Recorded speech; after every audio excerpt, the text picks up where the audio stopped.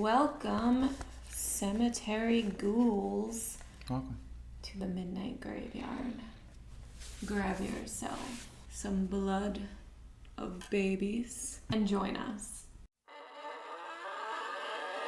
Tenebrae, 1982 film by Argento? Good job.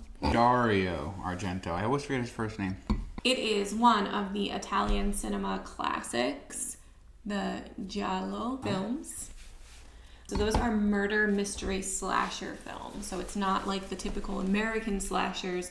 There's a bit of that detective-y, Keep him guessing. a lot of that mystery, unsolved mystery type of thing, which is nice. It was good. I enjoyed that aspect of the movie. It was like, I thought I knew who it was, but I wasn't confident in it until like almost the very, very end, which is nice. I feel like oftentimes it's a little bit easier or you're a little more sure or something.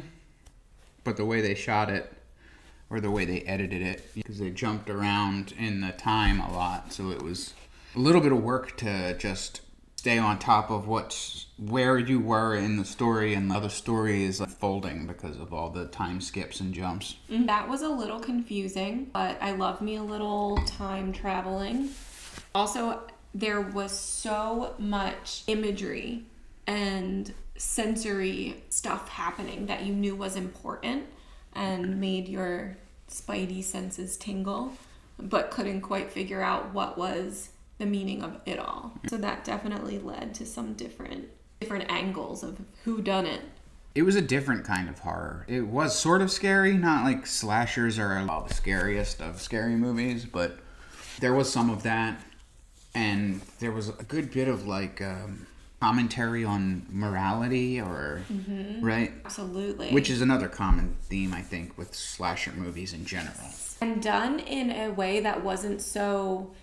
It's not so lewd and grotesque and overly sexual, yet there were definitely elements of sex and sexuality in this film. How could it not be? Especially being an 80s horror, but Italian, which things are a little different. Breasts are revealed. But there was this interesting inclusion of, there was religion, that whole conversation with that Catholic person, whomever that was, in addition to the gay perversion, I would say, that was like implied upon there.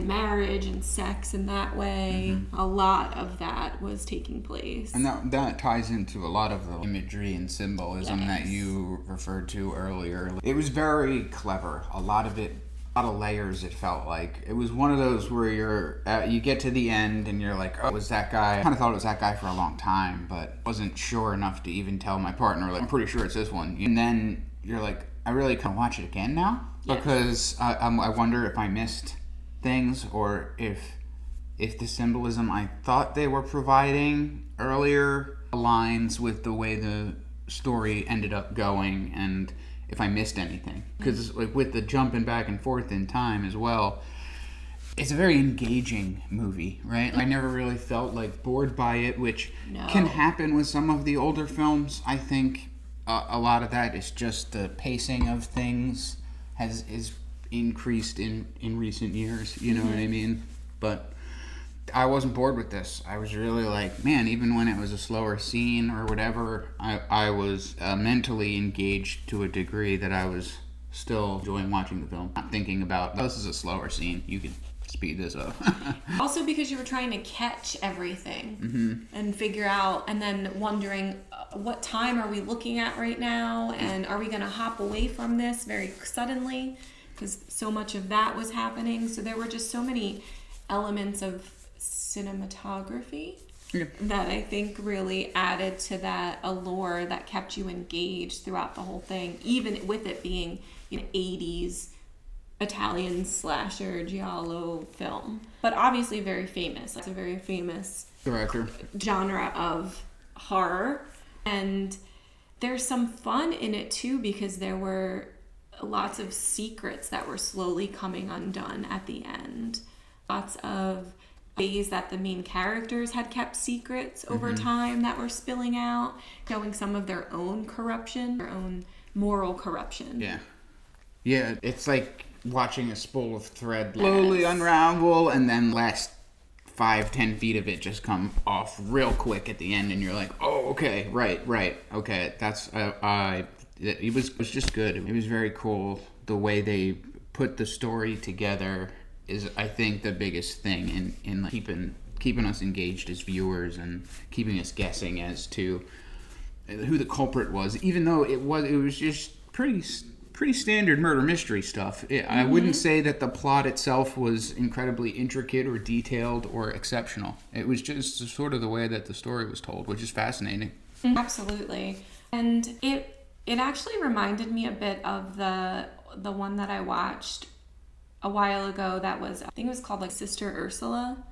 And it's not... It was another Italian one? It was an Italian one. I don't know if it qualified as Giallo film or if it's something different. Yeah, but some of the styles were similar, where you were strung along and trying to uncover this murder that took place somewhere with seemingly average people. The character is just a writer, and so you're trying to follow these people that stumbled into a environment where there was a murder, and somehow they're embedded in it. And then so many more layers are happening. And there's just those pieces of Italy, right? Like little Italian scenes, boobs, things that are dynamic, I guess, to that type of film. And then at the end, like that spool of thread coming undone is just very much so what happened. I think that was another Giallo type of film. Genre film, right? It sounds like it. I watched that one as well, but not as closely as you. But I was obsessed. It seems like it was from the same time period, right? I'd have to go back and check for sure, and I wouldn't know what qualifies one versus something else.